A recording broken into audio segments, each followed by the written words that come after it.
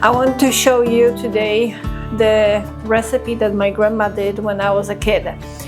I just got the beautiful looking zucchini. My friend gave it to me from my work. For that you're going to need potatoes because this zucchini is really big. I'm going to use like 4 potatoes. You are going to need a grinder, but we're not going to grind it on a big ice. We're going to grind it on a small ice. Also, you're going to need a cheesecloth because zucchinis are usually very watery when you grind them. So you're going to use a cheesecloth to juice it out the zucchini, and we're going to use only the meat from the zucchini. And also you're going to need 1 egg and the all-purpose flour. Let's do it. Case my grandma always peel the zucchini. I know you don't have to, but I'm just going to do her recipe. So number 1, cut that zucchini in half. It's not straight. So you can see that it has a middle part, and this is going to be very watery, so we're going to peel this out and just scoop this out. You don't need that.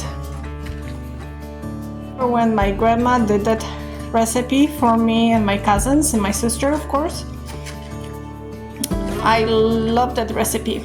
So when I came back home, I asked my mom to do that recipe for us. So we tried and it was a big disaster because I didn't see how my grandma did it. I just saw it, the final result, the pancakes. So when we came back to my grandma, I asked her what was the secret for those pancakes, and she told me potatoes. Yep, potatoes have a starch and they will hold the wet zucchini together.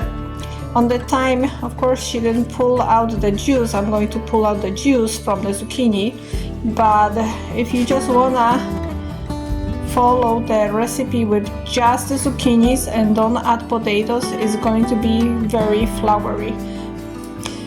And this is not the point of those pancakes. You just wanna feel the zucchinis and those amazing potatoes. I'm going to use the small ice, not the big ones.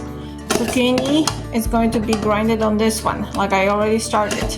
Potatoes, we are going to use this kind of side that is kind of like more rough, okay? The potatoes, they are kind of watery, so I'm going to squeeze them out too, but I will show you the trick, what I do with them.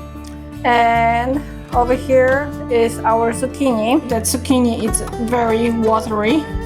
So, I'm going to take the cheesecloth.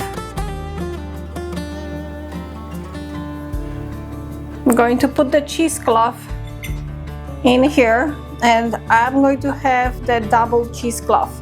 I don't want anything to run through that. Okay, now put that on here to save this bowl for right now.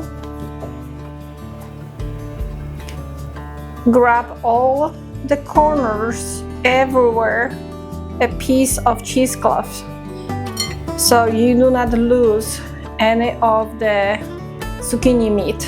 And now let's squeeze as much as you can. All right, I'm not going to squeeze totally, but as much as I can. So let me show you how it looks now. This is how it looks now. Okay, let's dump it.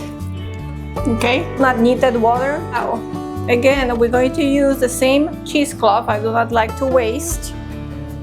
We're going to dump. We're going to put our potatoes into this cheesecloth. Now, this zucchini can go back here. Biggest thing, we need to carefully squeeze the potatoes.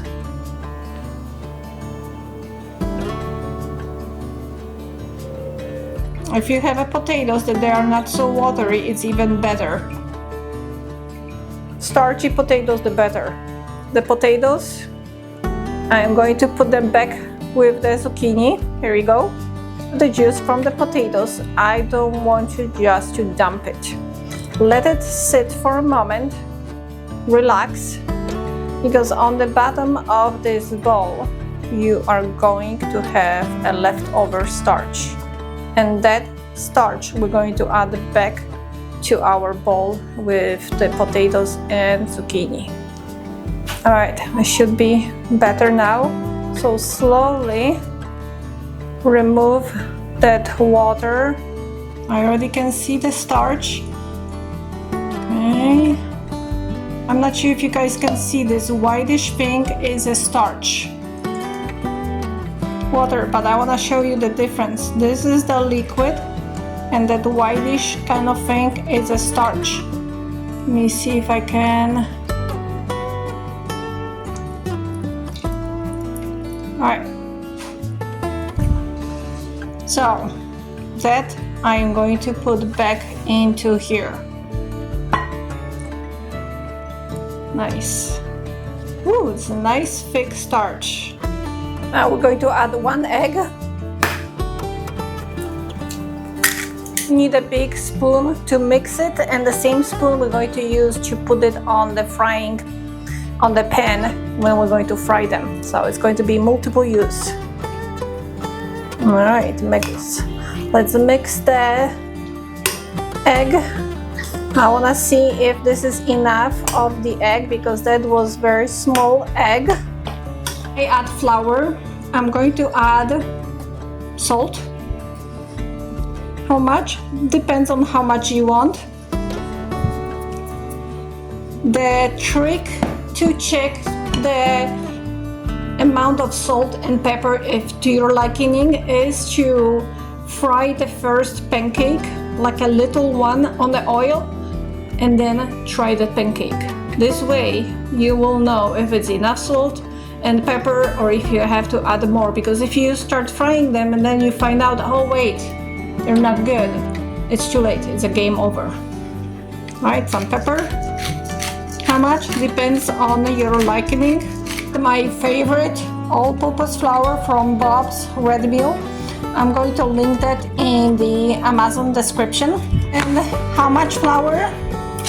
We're going to do it step by step, spoon by spoon. Okay. I just added 1 spoon and I want to see how it's going to look.